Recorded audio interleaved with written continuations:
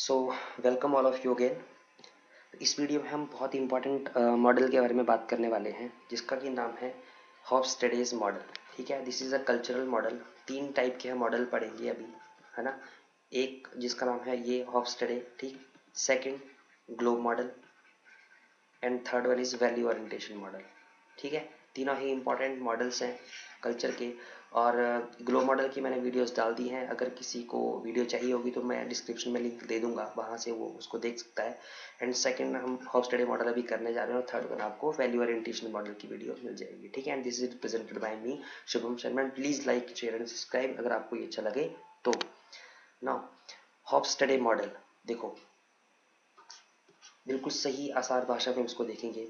जैसा कि हमें पता है कि हम इसको पढ़ने की ज़रूरत क्यों पड़ी, तो सबसे पहले इंपॉर्टेंट चीज़ ये है। तो हमें पता है कि हम ग्लोबल एज में रह रहे हैं। ग्लोबल मतलब कि हम क्या है, एक ऑल अराउंड वर्ल्ड में हमारा जो एक कनेक्टिविटी बन चुकी है। ठीक है, तो जिसकी और वो किस वजह से बनी है, टेक्नोलॉजी की वजह से, है ना। हम आज इंडिया में बैठे यूएसए वाले बंदे से बात कर सकते हैं, है ना। बिजनेस कर सकते हैं, चाइना वाले लोगों के साथ बिजनेस कर सकते हैं। ये किस वजह से, टेक्नोलॉजी की वजह से। तो जिसके कारण डिफरेंट कल्चर के जो लोग हैं वो एक दूसरे के साथ क्या कर रहे हैं, काम कर रहे हैं, है ना, या फिर कम्युनिकेट कर रहे हैं। ठीक। तो बट उसकी वजह से क्या हो चुकी है, अनसर्टेनिटी पैदा हो चुकी है कि कैसे हम उन लोगों के साथ कम्युनिकेट करें, है ना। कैसे अपनी बोलता है कि how do you relate to someone of another culture, आप अपने कल्चर किसी दूसरे कल्चर के लोगों के साथ कैसे डील करेंगे, है ना। कैसे अपनी कन्वर्जेशन राइटली स्टार्ट करेंगे। ठीक है, और क्या आपको उनके कल्चर के बारे में पता होना चाहिए ताकि ऐसा ना हो कि हम उनका कल्चर हर्ट हो हमारे कुछ एक्शंस की वजह से। तो इस वजह से जो है हम ये कल्चर पढ़ने जा रहे हैं। ठीक है, तो मैं आपको शॉर्ट में बता देता हूँ कि इसमें क्या करने वाले हैं। हॉफस्टेडे एक भाई साहब थे, ठीक है। उन्होंने क्या किया, उन्होंने कुछ 40 कंट्री में रिसर्च की, ठीक है, कि कितने टाइप के कल्चर होते हैं पूरे वर्ल्ड में। तो उन्होंने पाया कि पूरे वर्ल्ड में सिर्फ 6 ही टाइप के कल्चर होते हैं। ठीक है, तो और बस आपको इन्हीं के बारे में पता करना है, तो मतलब आप पूरे वर्ल्ड के कल्चर के बारे में पता कर लोगे, ये उन्होंने कहा था। ठीक, तो इसलिए आपके पास आता है कि डॉक्टर गर्ट हॉफस्टडी ने ये क्या दिया था, हॉफस्टडी मॉडल दिया था।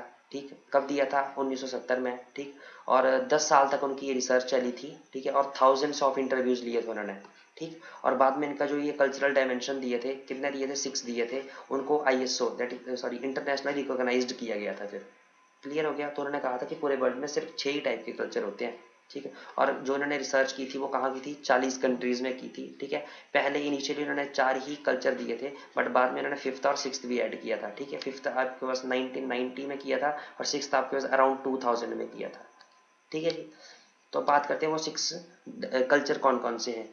तो पहला देखो, पहला आपके पास आता है पावर एंड डिस्टेंस, सेकंड आता है इंडिविजुअलिटी, थर्ड आपके पास टॉलरेंस ऑफ अनसर्टेनिटी, या इसको हम अनसर्टेनिटी अवॉइडेंस भी बोलते हैं।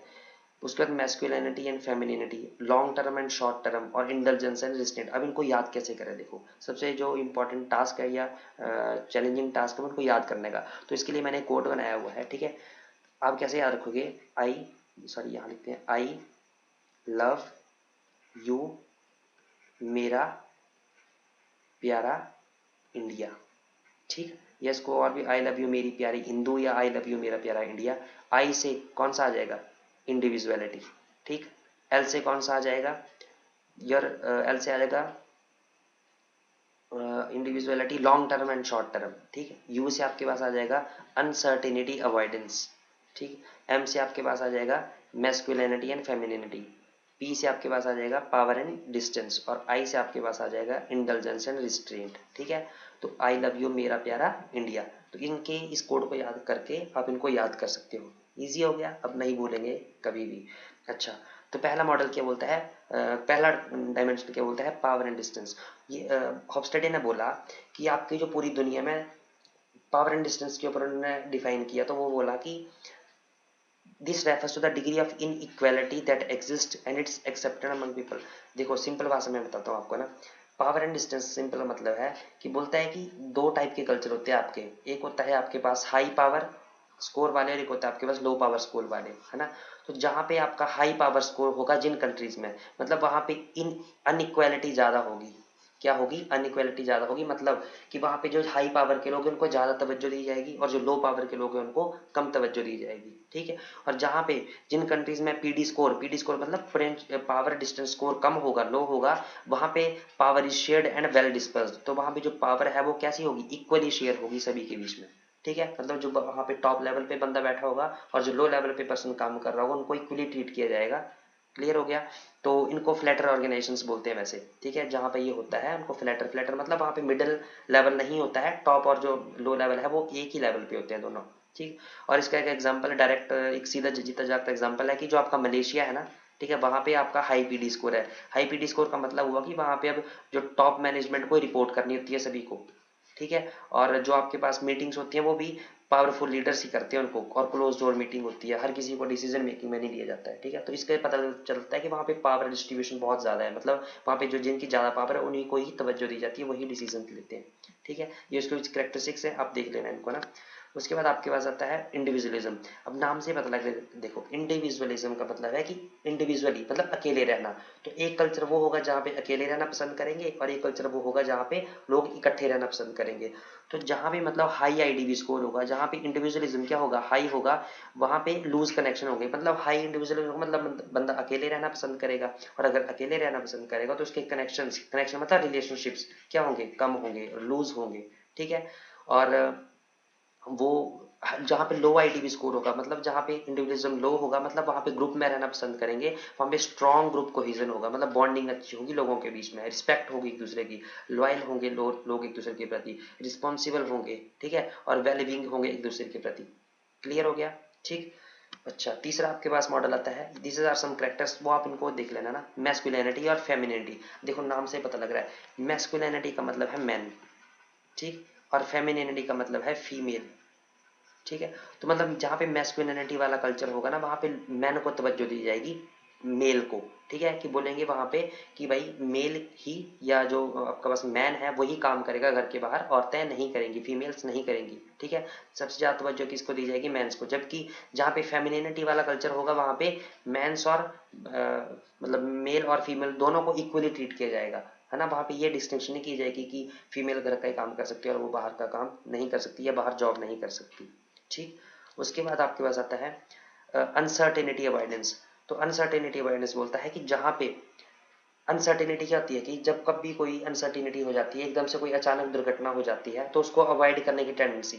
तो मतलब क्या होता है कि दो टाइप के होते हैं ये भी, मतलब एक तो कल्चर होगा जहाँ पे अनसर्टेनिटी को अवॉइड कैसे किया जाएगा, फॉर्मल तरीके से, है ना, मतलब उनके कुछ रूल्स को फॉलो करके किया जाएगा।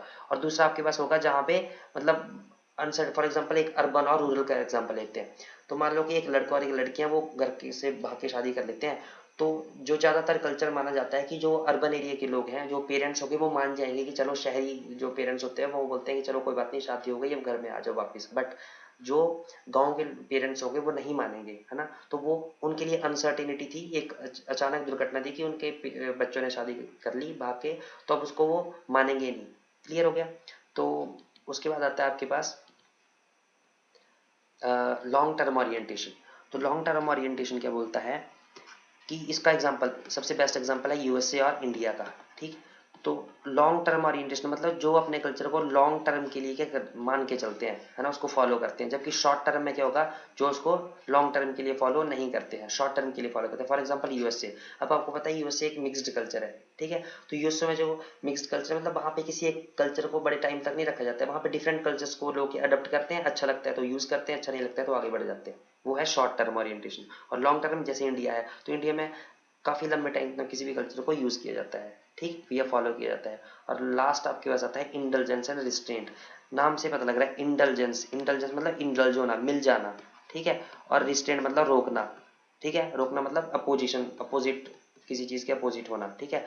तो मतलब अगर सोसाइटी में कोई चेंज आ रहा है, तो कुछ लोग कल्चर होते हैं, कुछ कल्चर लोग होते हैं जो कि इंडल्जेंस में आते हैं, मतलब वो उस चेंज के साथ मिल जाते हैं, ठीक है। और कुछ लोग होते हैं जो कि उस चेंज को क्या करते हैं, अपोजिट, मतलब उसकी अपोजिशन करते हैं। फॉर एग्जाम्पल हम लव मैरिज और अरेंज मैरिज का एग्जाम्पल लेना है, तो जो हमारे पुराने पूर्वज है वो लव मैरिज को क्या करते हैं, अपोजिट करते हैं, उसको रिस्ट्रेंट करते हैं। जबकि जो हमारी नई जनरेशन है वो लव मैरिज को मतलब सपोर्ट करती है, उसके साथ मिल जाती है कि नहीं, होना चाहिए, ठीक। सो आई होप सो कि बहुत थोड़ा सा इजी वे मैंने इसको समझाने की कोशिश की, फास्ट हो गया आई होप सो, बट फिर भी एक दो बार इसको देखो, इजी हो जाएगा और समझ आ जाएगी आपको। ठीक है। Thank you, thank you, thank you and thank you so much.